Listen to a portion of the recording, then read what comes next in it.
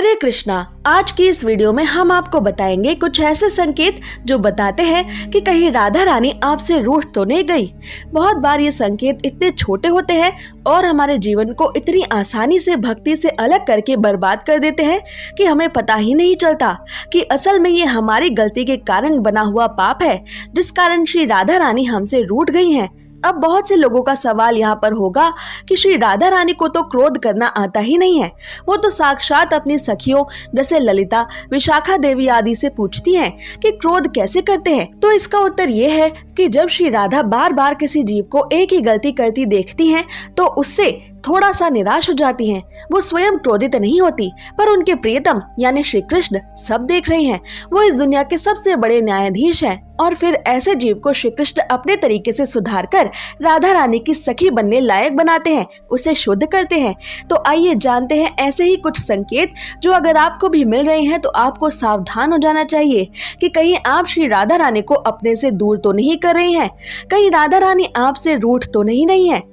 पहला संकेत है मन में गंदे कामुकता से भरे विचार ज्यादा आने लगना या दूसरों के प्रति बदले और क्रोध की भावना का बढ़ने लगना, लोगों से, उनके भक्ति भाव से, उनकी पूजा से आसानी से ईर्ष्या होने लगना। जब कोई व्यक्ति राधा रानी की ठीक से सेवा कर रहा होता है तो उसका मन उसको काम, क्रोध आदि के गंदे विचारों से पीड़ित नहीं करता, क्योंकि राधा रानी का एक नाम मदन मोहन मोहिनी भी है, यानी वो जो कामदेव पर विजय प्राप्त करने वाले श्री कृष्ण को भी अपनी बाहों के संचालन मात्र से अपने अधीन कर लेती हैं। और एकमात्र श्री राधा रानी की कृपा से ही आज की दुनिया में कोई काम जैसे भयंकर विचार पर विजय प्राप्त कर सकता है। पर जब हमसे सेवा में कोई भूल या कमी होती है तो श्री राधा संपूर्ण कृपा हमारे ऊपर नहीं कर पाती, क्योंकि फिर वो समझती है कि अभी हम उस कृपा के पात्र नहीं बने हैं। और ऐसा होने पर व्यक्ति को दोबारा से भयंकर काम, क्रोध, ईर्ष्या अपने व्यक्तित्व में दिखाई देने लगती है। आमतौर पर जब एक सही मार्ग पर चल रहा भक्त दूसरों के राधा रानी के प्रति भाव,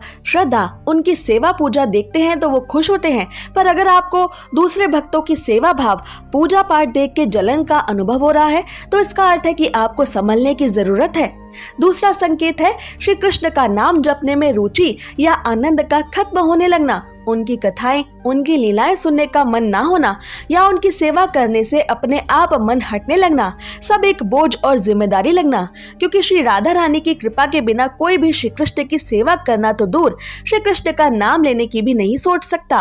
राधा रानी हर अपराध क्षमा कर देती हैं, पर उनके भक्तों, उनके सखी भाव से सेवा करने वाले वैष्णवों को गलत दृष्टि से देखना, उनकी बुराई करने वालों पर श्री राधा रानी कभी कृपा नहीं करती हैं। और ऐसा होने पर वो मनुष्य अपने आप ही ऐसा महसूस करने लगता है जैसे अब उसे श्री कृष्ण का नाम जपने में, सेवा करने में, उनके भजन और कथाएं सुनने में कोई दिलचस्पी नहीं है, उसका ये सब करने का मन ही नहीं हो रहा है। और अगर इस अपराध को वक्त रहते पहचान कर संभाला ना जाए तो बहुत बार उस व्यक्ति के ऊपर माया देवी की ऐसी बिजली गिरती है कि वो भक्ति से बिल्कुल दूर संसार और मोह माया में फेंक दिया जाता है। इसलिए अगर आपको नाम जपने, श्री कृष्ण की सेवा करने में रुचि कम होने लगे तो सावधान हो जाएं और संतों, वैष्णवों से क्षमा मांगे, दीनता से उनसे प्रार्थना करें कि आपको राधा रानी की प्रेम, भक्ति और सेवा प्राप्त हो। ऐसा करने से आपसे जाने अनजाने में हुआ वैष्णव अपराध भी कट सकता है और श्री राधा रानी की कृपा